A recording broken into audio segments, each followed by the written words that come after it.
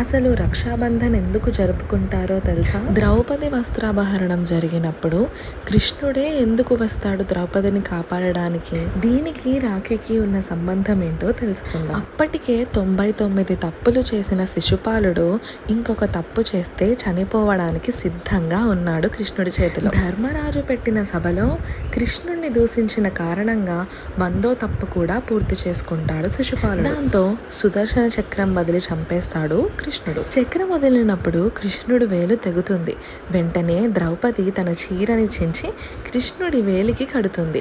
అప్పుడు కృష్ణుడు, ఒక చెల్లిగా నా బాధ తీర్చావు, నీకు అన్నగా నేను అవసరమైనప్పుడు తలుచుకో, ఎక్కడ ఉన్నా నీకు తోడుగా వస్తా అంటాడు. నిండు సభలో తన చీర లాగేటప్పుడు సహాయం కోసం కృష్ణుడిని తలుచుకుంటుంది. వెంటనే కృష్ణుడు వచ్చి తన మానం కాపాడుతాడు. కృష్ణుడు బాధ తగ్గించడానికి ద్రౌపది కట్టిన చీర